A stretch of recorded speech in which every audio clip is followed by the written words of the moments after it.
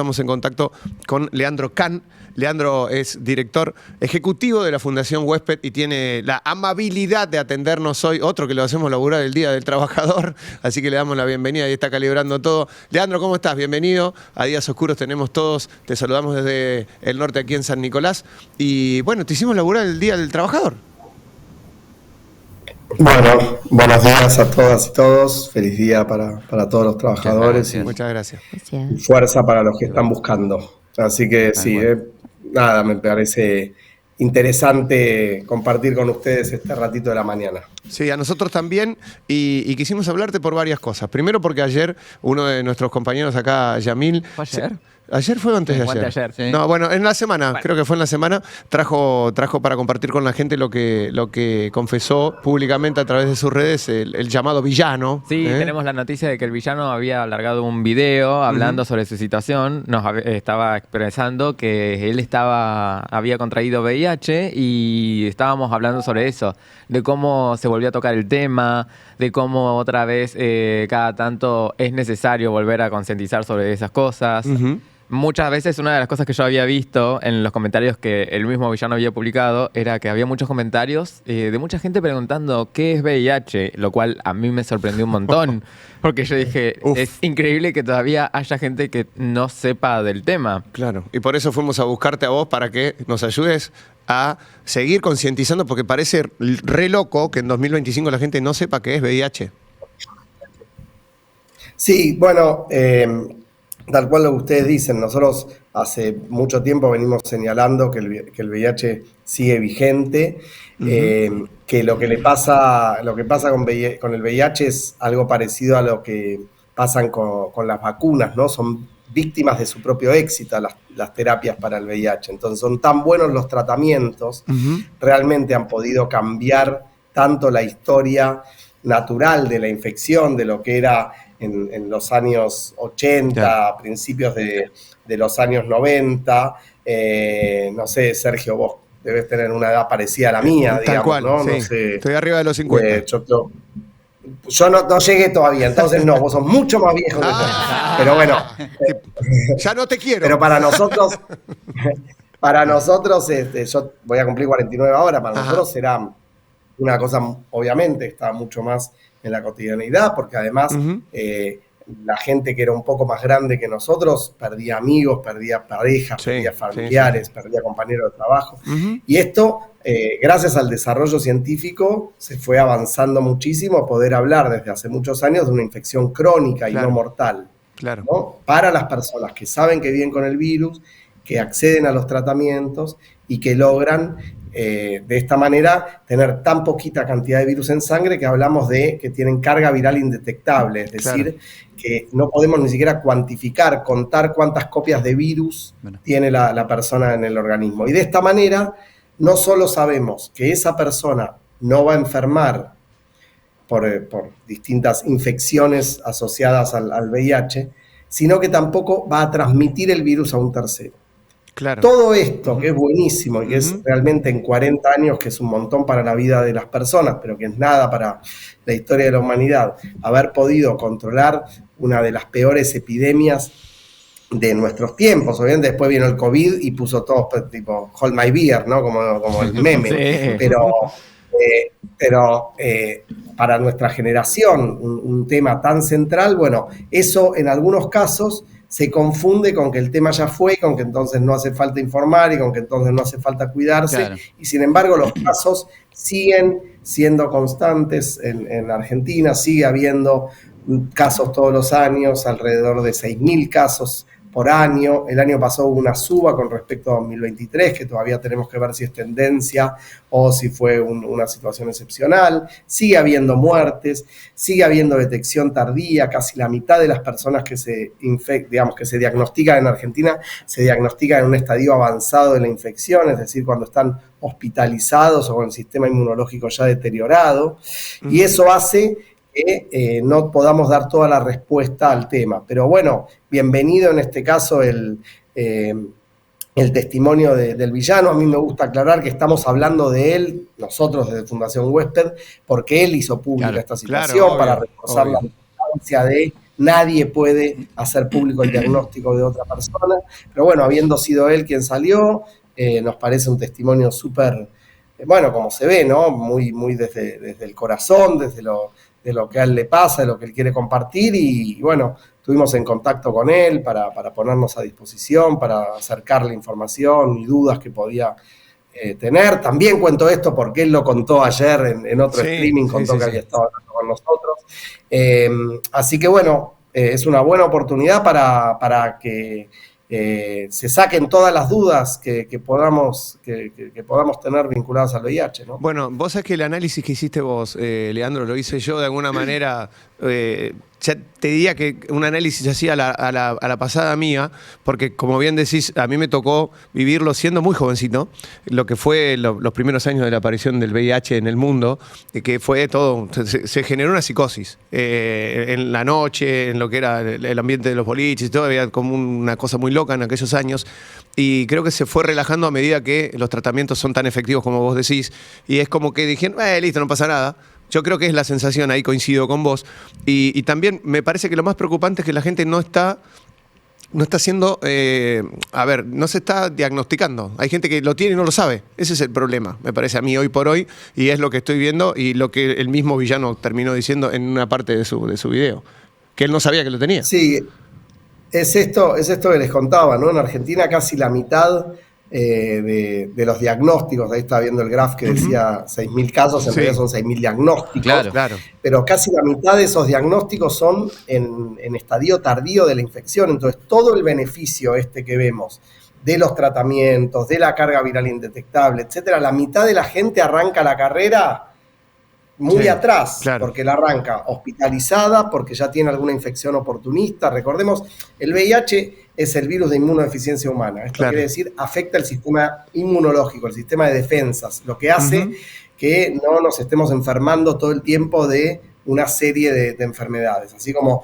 la gripe afecta el sistema respiratorio, la gastroenteritis el sistema digestivo, este es un virus que afecta el sistema inmunológico, ¿no?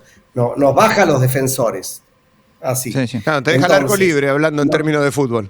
Exacto, deja el arco libre, pero es bien metafórico porque cuando las personas con VIH tienen su sistema inmunológico deteriorado, lo que le empiezan a aparecer son lo que se llaman infecciones oportunistas. Claro. Porque encuentran la oportunidad de ingresar a un organismo con el sistema inmunológico deteriorado. Entonces, lo que logran los tratamientos antivirales es que se evite la replicación del virus dentro del organismo. Entonces el virus no puede hacer copia de sí mismo, entonces no puede infectar nuevas células. Bien.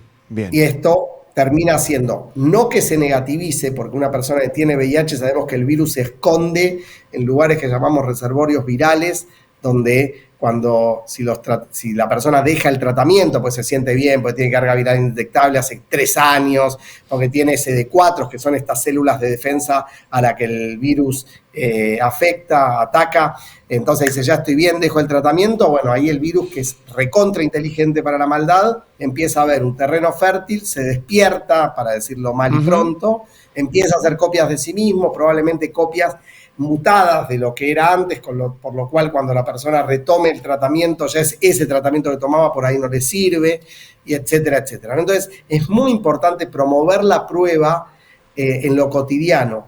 La prueba de VIH es un pinchacito, en 15 minutos vamos a tener un resultado de VIH, probablemente sea un test dúo, o sea que hagamos VIH y sífilis en el mismo momento. Si da negativo las dos cosas, es una buena manera de recordar las medidas de prevención. Si da positivo para sífilis, vamos a irnos con un shot de una inyección, ¿no? Sí, claro. Una inyección de penicilina. Y en VIH vamos a tener una derivación para poder ingresar al tratamiento. En Argentina los distintos subsistemas de salud están obligados a cubrir el tratamiento, nadie paga el tratamiento directamente de su bolsillo. Y entonces, insisto con esto de indetectable es igual a intransmisible. Una persona con VIH, con carga viral indetectable, no transmite el virus por vía sexual a otro, aún sin utilizar preservativo, aún en cualquier tipo de relación sexual. Entonces, de esa manera el mundo se propone controlar la epidemia de VIH, ¿no? Bien, ¿y qué se puede hacer para seguir concientizando a la gente? O sea, más allá de ustedes hacen un laburo maravilloso, déjame que te felicite desde acá por lo que ustedes hacen. No descubro nada, pero está bueno que se reconozca. Pero el Estado no está haciendo mucho para promover este tipo de cosas. Salió de la agenda, en términos de salud estoy hablando, ¿no? Sí, diría que estamos en un momento donde muchos temas de salud salieron de la agenda. Sí, totalmente de acuerdo. El VIH, claramente, ahí hace muchos años hay una discusión a nivel mundial sobre el impacto de las campañas, ¿no? En principio, habría que definir qué es una campaña, porque nosotros, de vuelta acá, vuelvo a sacar el DNI, Sergio, pero para nosotros la campaña era algo que empezaba, ¿viste? Empezaba tal día, duraba 15 días, íbamos a tal medio, a tal otro, que yo.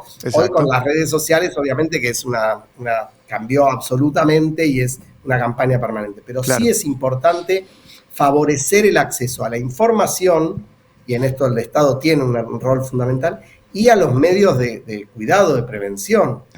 Porque si el preservativo empieza a competir con la comida, o sea, si el preservativo hay que comprarlo en un contexto difícil, cuando por ley el Estado nacional y muchas provincias también lo hacen, brindan preservativos de manera gratuitamente, pero eso está en falta en este momento, eso es un problema. Porque la gente no deja de tener relaciones sexuales. La gente lo que deja es de tener relaciones sexuales cuidadas. Cuando se ataca el colectivo de la diversidad, el colectivo LGBT, cuando se ataca el colectivo trans, las personas no dejan de ejercer su sexualidad. Lo que pasa es que la sexualidad menos libre es una sexualidad menos cuidada.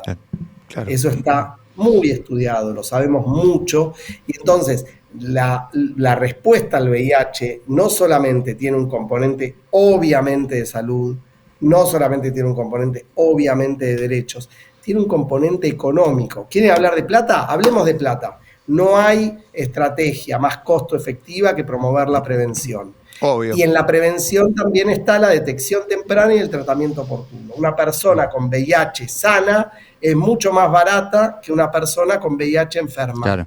Porque la persona con VIH en tratamiento trabaja, estudia, hace deportes, hace su vida, consume.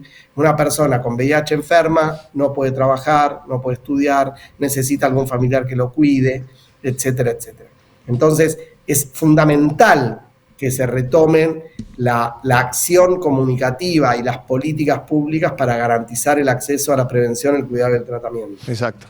Leandro, ¿en qué consiste el tratamiento? ¿Cómo es el tratamiento para un paciente con VIH cuando es detectado de manera temprana y cuando no es detectado de manera tan temprana? ¿En qué consiste? Bueno, empiezo por el final. El tratamiento es el mismo a priori. La diferencia cuando es detectado de manera tardía es que además de tratar el VIH vamos a tener que tratar la infección oportunista o el estado, digamos, si es una persona hospitalizada, ¿qué la llevó ahí? Que una fiebre que no baja, una neumonía, algún tipo de cuestión cardíaca, algún tipo de cáncer, etc. Claro. El tratamiento, lo que antes conocemos, o todavía se sigue hablando de los cócteles de drogas, se llamaba cóctel porque lo que pasó a mediados de la década del 90, hacia mediados fines de la década del 90, es que apareció una nueva familia de medicamentos que junto con los que existían previamente, en conjunto lograban evitar esta replicación del virus de la que hablábamos antes. En ese momento eso implicaba para muchas personas tener que tomar 15, 18 pastillas por día. Por eso se hablaba de cóctel. Claro. Y además esos 15 pastillas por ahí eran 3 a la mañana en ayunas, 2 después de comer una banana, 3 que daban sueño, 4 que generaban una distribución rara de las grasas. Bueno, eso se fue simplificando muchísimo al punto que hoy, dependiendo de los tratamientos, porque hay diferentes opciones, es una pastilla una vez al día o 2 pastillas una vez al día. Mucho más fácil. ¿No? En general, para el 90 y pico % de las personas con VIH en tratamiento, ese es el tratamiento. Puede haber algún caso que tengan que tomar 3 pastillas, pero no más. Después, sí, tenemos gente que viene hace muchos años viviendo con el virus, que generó resistencia, esto que les contaba, de el virus, digamos, si pensamos que el COVID, para volver al COVID, mutaba mucho y ¿no? ¿Se acuerdan? Las distintas cepas, bueno, el VIH muta, pero le dice al COVID, correte, pibe, que el que muta soy yo, ¿no? Y esto es una de las dificultades para encontrar la vacuna, justamente. Entonces, bueno, hay tratamientos de segunda línea, de rescate, se llaman, para personas que vienen con algún tipo de fallo virológico. Pero en principio, el estándar es 1 o 2 pastillas al día, con casi ningún efecto adverso y, bueno, y como decía antes, cubiertos por los distintos subsistemas de salud, ¿no? Una pregunta, en el tema estamos hablando de los tratamientos, ¿podría hablarnos un poco sobre los tratamientos de consumo de PrEP o de preexposición que se generan? Sí. Ejemplo, estamos en una, tenés una relación sexual con algún elemento, con alguna persona, no usas ningún método de protección y podés, corre el riesgo de que esa persona tenga VIH no. ¿Cuál sería el tratamiento del PrEP, más o menos? Bueno, para empezar, no entendí bien al principio si me estabas tratando de usted, pero ahí sí, no, perdón, a bien, veces... Ya no le gustó. arranco... No le gustó. No, ya arranco mal el feriado. Bueno, Es respetuoso. Tal Te va a cual decir, vos che, decías. Lean, te va a decir. claro, prefiero. Señor, ¿me explica el PrEP? Bueno, tal cual vos dijiste, nosotros hablamos de la prevención combinada del VIH porque hay diferentes herramientas con las que contamos para prevenir. Una de ellas es la profilaxis preexposición. ¿Qué es la profilaxis preexposición? Uno de los tratamientos que forma parte de las opciones terapéuticas para tratar el VIH se comprobó que sirve para prevenirlo también. ¿De qué manera? Esto es, en el estándar, 1 pastilla 1 vez al día. ¿Para toda la población? No, para toda la población no. ¿Para quién? Para las personas que están más expuestas a la infección. En Argentina nosotros tenemos una epidemia concentrada en algunas poblaciones específicas de hombres que tienen sexo con hombres con muchas parejas sexuales y personas trans. ¿Esto quiere decir que ninguna persona heterosexual sea elegible para PrEP? No. ¿Esto quiere decir que cualquier persona, hombre gay, es elegible para PrEP? Tampoco. Esto tiene que ver con justamente un diálogo con el equipo de salud para pensar cuál es la mejor alternativa para cada una de esas personas. Esta pastilla es uno de los tratamientos. Ahora también están en estudios con resultados extraordinarios, inyecciones, tratamientos inyectables de largo alcance, de larga duración, en un caso una inyección cada 2 meses, en otro caso una inyección cada 6 meses. No son vacunas preventivas, son tratamientos preventivos que logran, como parte, insisto, de la prevención combinada, contribuir a bajar la infección. Decía que el estándar es 1 vez al día, también existe lo que se llama tratamientos, lo que se llama, PrEP a demanda, que es, si uno sabe que va a tener una situación de riesgo específica, pongámosle el sábado, bueno, el mismo viernes se toma, digamos, el viernes y el sábado toma 2 pastillas y el domingo y el lunes toma 1 pastilla cada uno de esos días, y eso también ha mostrado muchísima efectividad. ¿Por qué? Porque una de las cuestiones que pasa es que si nosotros logramos atacar al virus rápidamente en una situación de infección, tenemos muy buenas chances de que esto no pase. La otra cara, o no la otra cara, pero otro punto también que forma parte de la prevención combinada, que esto por ahí es un poco más, les va a sonar más, es la profilaxis post-exposición, que es lo que se usa en las situaciones de abuso sexual, de rotura de preservativo o de no utilización de preservativo con una fuente, digamos, con alguien que no sabemos si tiene el virus o no, y ni que hablar si sabemos si tiene el virus. En estos casos, durante las primeras 72 horas es muy importante asistir a un centro de salud para poder acceder a un tratamiento que no es igual que el de PrEP, que es un tratamiento completo, digamos, más allá de la cantidad de pastillas que la persona tome, estamos hablando de los componentes que lo forman, pero no importa, es muy técnico. Esa persona va a tener 1 mes de tratamiento como si tuviera VIH, y de esa manera vamos a evitar la transmisión en el 100% de los casos. Leandro, te hago una pregunta. ¿Cómo estás? ¿Qué tal? Vos hablabas, bueno, estás hablando ahora de lo que son los este método preventivo, pero mi pregunta va a ¿cuáles son los métodos de prevención más comunes? Y también, yendo un poco a lo básico, ¿cómo se contagia? Porque tal vez hay muchos mitos sobre el contagio y está bueno también aclararlo y contarlo. Bueno, en principio el VIH se transmite, no hablamos de contagio porque ahí también de vuelta al COVID nos dio un buen ejemplo de cómo es un contagio por el aire, ¿no? Y el VIH se transmite de 3 maneras muy específicas, muy conocidas y que las 3 tienen formas de prevenirlo. Por vía sexual, por vía sanguínea, tanto obviamente en transfusiones de sangre no controladas, que por suerte eso ya no hay, o por, en los casos, y esto pasa mucho en muchos países de Medio Oriente, de Europa del Este, etcétera, el uso de drogas inyectables y el compartir agujas y jeringas también es una manera de transmisión. Y de la mamá al bebé durante el embarazo, el parto o la lactancia, es otra de las vías de transmisión. No hablamos de una enfermedad congénita o hereditaria porque hay una transmisión y en los 3 es prevenible. Entonces, en la vía sexual, la prevención tiene que ver con el uso de preservativo, desde el principio al final de la relación sexual, un preservativo por relación sexual.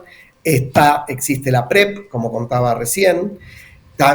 Sabemos además que por la vía sexual indetectable es igual a intransmisible, es decir, una persona con VIH en tratamiento que no tiene carga viral no transmite el virus por vía sexual. En el caso de la vía sanguínea tenemos obviamente el control de los bancos de sangre y también, muy importante, las políticas de reducción de riesgos y daños para usuarios de drogas endovenosas. Obviamente lo mejor es que las personas no usen drogas endovenosas, es recontra perjudicial, pero para las personas que usan drogas hay muchísimos programas y muchísima evidencia de la importancia de darle jeringas limpias, de darles reemplazos, etcétera. Esto no es promover que se droguen, esto es, si igual se van a usar sustancias, que las usen de manera segura. Y en el caso de la mamá al bebé durante el embarazo, el parto o la lactancia, la detección temprana eventualmente del estatus serológico, de saber que la madre vive con VIH, el tratamiento a la madre, el tratamiento al bebé cuando nace, los primeros meses de vida, idealmente en un entorno como el argentino, el reemplazo de la teta por leche maternizada, porque hay posible transmisión a través de la lactancia. Digo en el entorno argentino porque en países donde no tienen agua potable es preferible la teta a la leche, el reemplazo con agua no potable. Uh-huh. También se está estudiando mucho porque la casuística, no hay estudios, pues no se pueden hacer estudios clínicos que pondrían en riesgo a bebés, pero la casuística de muchas mujeres viviendo con VIH que amamantaron a sus bebés y no transmitieron el virus, empieza a mostrar que indetectable igual intransmisible podría ser también aplicable a la transmisión vertical, que se llama de la mamá al bebé. Esas son las únicas 3 maneras, no el mosquito, no la pileta, no compartir un aula, no compartir un trabajo, no compartir un estudio de televisión, no compartir el mate, no, ninguna otra es una vía de transmisión. Bien lo que decís, después de tantos años se saben tantas cosas, porque cuando apareció se sospechaba de todo, claro, y era muy jodido, se señalaba con el dedo a las personas gays, homosexuales de aquel entonces, eran el enemigo público número 1, no se sabía nada y al no saber se actuaba de muy mala manera, es real. Y acá te vuelvo a mostrar el DNI libreta, Lean, porque era así, en esos años era así, realmente fue complejo para los jóvenes del Imagínate que al principio de la epidemia, estamos hablando de mediados de los años 80, uh-huh, se conocía al VIH como la enfermedad de las 4 Hs. Ah, mira. Homosexuales, sí, heroinómanos, uh-huh, o sea, usuarios de heroína, uh-huh, hemofílicos, la hemofilia es una enfermedad de la sangre que precisa transfusiones de sangre, en ese momento no se controlaba, uh-huh, y ya en el sumum del estigma, haitianos. Porque se suponía que el virus había llegado a Estados Unidos desde Haití. Entonces, el VIH, como vos decís, tiene una historia en donde el que está en riesgo es el otro, ¿no? Muchas veces se habla de la promiscuidad. A mí la mejor definición de promiscuo que conozco es que promiscuo es el que tiene todo aquel que tiene más parejas sexuales que yo. Esa es la única definición válida de promiscuo, ¿no? Claro. Porque no existe. Lo importante es que tener la información, sumo aquí entre los elementos a destacar la importancia de la educación sexual integral, para poder acceder a la información y después ni Fundación Huésped ni ninguna organización tiene ningún programa que se meta abajo de la cama de las personas a decirles qué tienen que hacer en ese momento. Lo importante es poder llegar con la información y con los métodos de cuidado. Por ejemplo, repito, la importancia de sostener la distribución gratuita de preservativos. Es el único método de barrera que previene tanto el VIH como otras infecciones de transmisión sexual, como embarazos no planificados. Exacto. La PrEP, volviendo a la pregunta, solo previene VIH, no ninguna otra infección de transmisión sexual ni embarazo. Que están en agenda esas enfermedades, y de hecho estamos hablando, y le cuento a la gente que nos está escuchando a través del Norte Radio, con Leandro Can, que es el director ejecutivo de la Fundación Huésped. Aquí uno de nuestros, ¿cómo llamarlo?, seguidores, televidentes, oyentes, nos pregunta, últimamente en determinados contextos, y es Sole la que escribe, se ve muchas enfermedades de transmisión sexual y se refiere puntualmente a la sífilis, que está otra vez en agenda, mirá vos. Sí. Nosotros aproximadamente en Argentina tenemos 5 casos nuevos de sífilis por cada caso de VIH. Ah, mirá. A miércoles. Sí, se ha vuelto bastante una epidemia. Y una enfermedad. Perdón. Sí, dale. No, sí, por favor. Era solamente eso. Que está creciendo mucho, quería decir Yamil, sí. No, digo que una enfermedad que es curable con 2 inyecciones, punto. Sí. Y sin embargo tenemos mucha sífilis congénita también, que ahí sí una madre le traspasa la infección al bebé. Obviamente es controlable, pero lo que es cierto también que a partir de que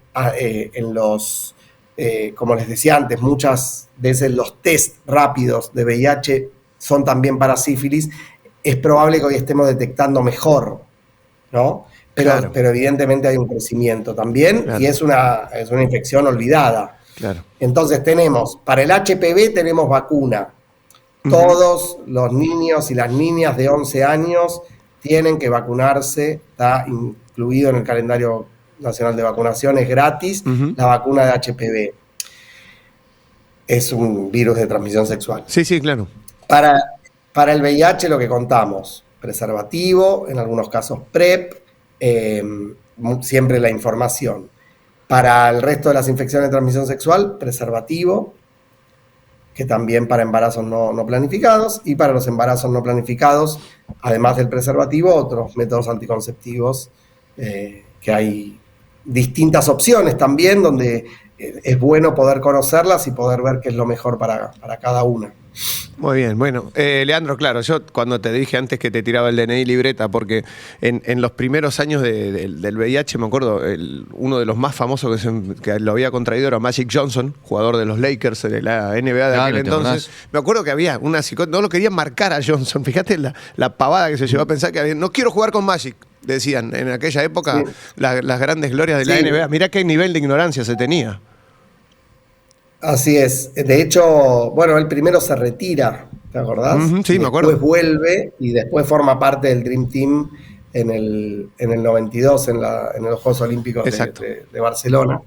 Pero sí, totalmente. Había el estigma y la discriminación son motores de la epidemia para los que encontramos menos respuestas todavía que para el propio virus, ¿no? Donde los antivirales, volviendo al principio de la charla, han logrado realmente una posible, esto de pensar en una infección crónica y no mortal, que al principio era impensable, ¿no?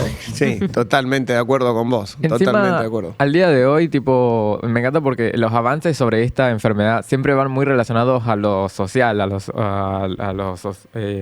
Sí, a lo social, básicamente, porque, ejemplo, al día de hoy se ha avanzado mucho con métodos de detección para las personas que no les gusta acercarse a espacios o lugares porque tienen miedo a ser juzgados. Corregime si me estoy equivocando, pero creo que se ha desarrollado ahora un montón de pruebas caseras, inclusive, para hacerlo en la privacidad de la casa también. Exacto, ya están disponibles los autotest, que así se llaman, y que permiten, en Argentina recién está arrancando y todavía no hay una política pública al respecto, pero como vos decís, hay alternativas. Hace muchos años, cuando empezaron los test rápidos, muchos pensábamos, porque era todo, que con un diagnóstico era tan traumático que era mejor no hacer, por ejemplo, no sé, operativos de testeo, oferta de testeo en las plazas, ¿no? Uh-huh. Era una cosa donde había que ir al centro de salud, al hospital. La verdad que lo que nos mostró la realidad es que obviamente siempre con consejería, esto no es un estudio para tener el positivo y nada más. Sí. Necesita información, hay que pensar cómo acompañar el autotest, pero evidentemente es otra alternativa para personas que no quieren acercarse ni a un centro de salud, ni a un centro comunitario, Sí, es un gran avance. ha logrado... Es Para- un gran avance porque, de vuelta, necesitamos que la gente que vive con el virus pueda saberlo para su propia salud y para la salud de la comunidad. Uh-huh. ¿Y hay síntomas o algo lo que a uno le puede llamar la atención y que dice, bueno, tengo que ir a hacerme cierto chequeo? No, porque el VIH no es una enfermedad, ¿no? Es, como decíamos, una infección Sí. que afecta el sistema inmunológico. Entonces, pueden pasar varias cosas. Puede pasar que una persona se infecte y en el momento de lo que se llama la infección aguda tenga, qué sé yo, una gripe que lo tumba muy fuerte, pero pasa, porque el sistema inmunológico encuentra la forma, pasa y por ahí pasan algunos años hasta que vuelve a aparecer alguna infección oportunista.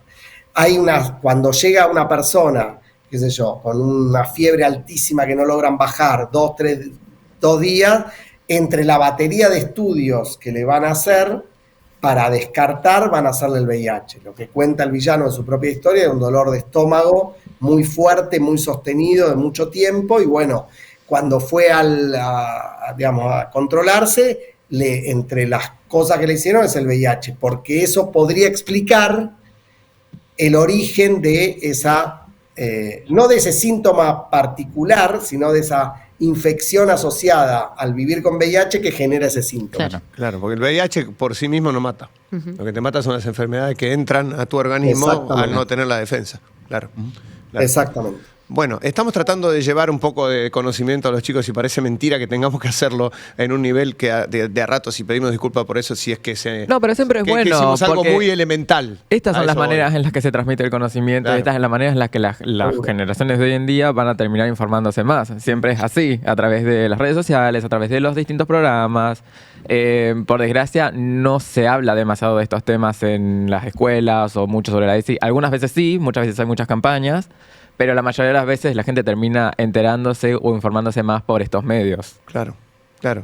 Y bueno, si nos corresponde esa función, vamos a tomarla como bandera, porque la verdad que tenemos que hacerlo, porque hay que llegar a los chicos, a los jóvenes, a los que tienen el futuro por delante y decirles, miren, esto hay que hacerlo, tienen que cuidarse, tienen que ser responsables, hagan lo que quieran de su vida, pero cuídense. Claro, al día de hoy no se ha, como nos habías dicho, el virus tiene una manera de replicarse muy compleja y que lleva muchos tiempos mutando, entonces al día de hoy no se ha generado una vacuna, pero constantemente, por lo que tengo entendido, ustedes están muy al pendiente de los avances tecnológicos para desarrollar una vacuna o algo por el estilo. Sí, nosotros fuimos parte del primer estudio en más de 10 años que llegó a fase 3. Recuerden también todo lo que aprendimos de investigación clínica durante el COVID, que para desarrollar un nuevo medicamento o vacuna, más allá de las partes preclínicas, ¿no? Cuando toda la parte de ciencia más básica, con ratones y eso, cuando llega a humanos, empieza primero en un pequeño grupo, lo que es la fase 1, que luego se amplía un poquito más a fase 2, para ver fundamentalmente seguridad, es decir, que las personas que acceden a esa medicación o a esa vacuna no le genera un problema adicional, y con la fase 2 empieza a medir un poco la eficacia. La fase 3 ya es en gran cantidad de personas. Hubo un estudio, que fue el estudio Mosaico, que se hizo en 5 países, uno de los cuales fue Argentina, uno de los centros fue Fundación Huésped, y lamentablemente el estudio se interrumpió porque lo que se vio es que la vacuna era segura, es decir, no hacía mal, pero no era eficaz. El grupo que estaba vacunado no se infectaba menos que el grupo que tenía placebo de vacuna. Todos tenían acceso a preservativos, todos tenían, si querían, hasta acceso a PrEP, pero lo que no se mostraba era una diferencia entre el grupo que estaba vacunado y el grupo que no estaba vacunado. Claro. Y entonces, lamentablemente, se interrumpió. Hay algunos candidatos vacunales en el pipeline, pero todavía en una fase más temprana. Leandro, bueno, gracias por este rato. Gracias por habernos atendido precisamente hoy, que es feriado nacional. Y también muchas gracias por ayudarnos a transmitir esto. Mira qué palabra que elegí, pero a transmitir esto a los chicos, a los chicos y a los no tan chicos que lamentablemente parecen ignorar algo tan jodido, tan entre nosotros como el VIH. Así que nada, abogamos. Bueno, gracias a ustedes por el tiempo, por la difusión.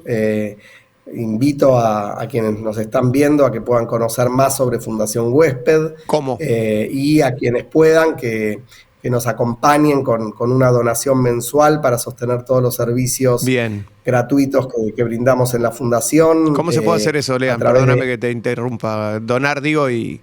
¿Cómo no?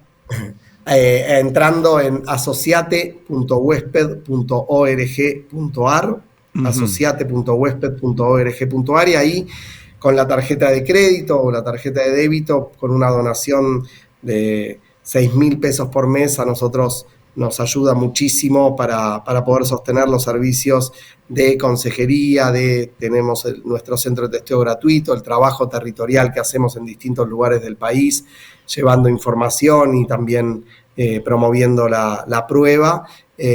Así que bueno, invitados, invitadas quienes pueden acompañarnos, para nosotros es fundamental para sostener, porque la Fundación no vende servicios, ¿no? Lo que hacemos es justamente poder acercar la salud a la población. Muchas gracias, Lean, y cuando estés por la zona estás invitado a visitarnos y a conocer nuestros estudios aquí en el norte. Encantadísimo. Feliz día. Igualmente, hasta luego.